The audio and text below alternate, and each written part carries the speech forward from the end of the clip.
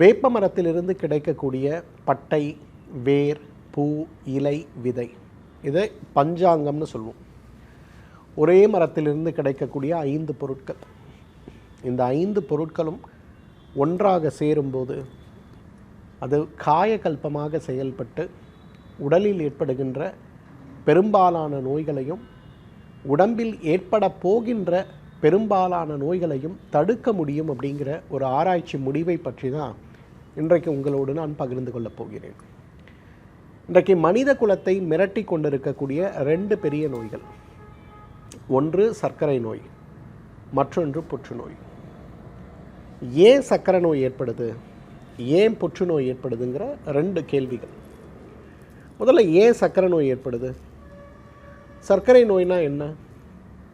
நம்ம பொதுவாக மாடர்ன் மெடிசனில் சொல்லக்கூடிய உடல் சுரக்கக்கூடிய அமிலங்கள், இந்த அமிலங்கள் உணவிலிருந்து நமக்கு கிடைக்கக்கூடிய சத்துக்களை எவ்வாறு உடல் சேர்த்து வைத்துக்கொள்ள உதவுகிறது, சேர்த்து வைத்திருக்கக்கூடிய சத்துக்களை உடலுடைய தேவைக்கு ஏற்றாற்போல் எவ்வாறு நாம் மீண்டும் எடுத்துக்கொள்ள இந்த அமிலங்களுடைய மெட்டபாலிசம் சொல்லக்கூடிய வளர்சிதை மாற்றம் இருக்கிறது, இது எப்படி இருந்தால் சரியாக இருக்கும், இதில் ஏற்படுகின்ற மாற்றங்கள் நம்ம உடம்புல என்ன வகையான நோய்களை உருவாக்குகிறது அப்படிங்கிறது தான் இன்றைக்கு சர்க்கரை நோய்க்கான காரணமாக சொல்லப்படுவதை பார்க்கிறோம்.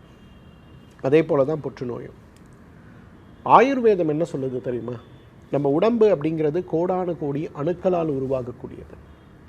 ஒவ்வொரு அணுவுமே அந்த அணு வேலை செய்வதற்கு, மீண்டும் இறந்து போகின்ற நேரத்தில் புதிய அணு உருவாவதற்கு ஒவ்வொரு அணுவிலும் இருக்கக்கூடிய ஒரு ஆற்றல் மிகுந்த ஒரு அமைப்புக்கு தான் மைட்டோகாண்ட்ரியான்னு பேர். இந்த ஆற்றல் மிகுந்த அமைப்பு என்ன பண்ணும்?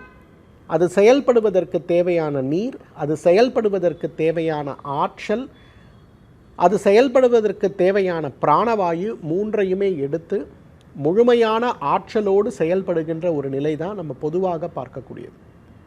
அப்போ இதில் 2 விஷயம் நடக்கும். இன்றைக்கு ஒரு அணு இருக்குன்னா அந்த அணு அதோடைய ஆயுட்காலம் முழுவதும் திறம்பட செயல்படும். அந்த அணுவுடைய ஆயுட்காலம் முடியும் போது மீண்டும் அந்த இடத்துல அதே போல் ஒரு அணுக்கள் உற்பத்தி ஆகும். ஸோ இது 2மே ஒன்றோடு ஒன்று தொடர்புடையது. அப்போ இந்த அணுக்கள் முறையாக செயல்படுவதற்கு தேவையான ஆற்றலை பகிர்ந்தளிப்பது தான் இன்றைக்கு சர்க்கரை நோயுடைய அடிப்படையாக இருக்கிறத பார்க்கணும்.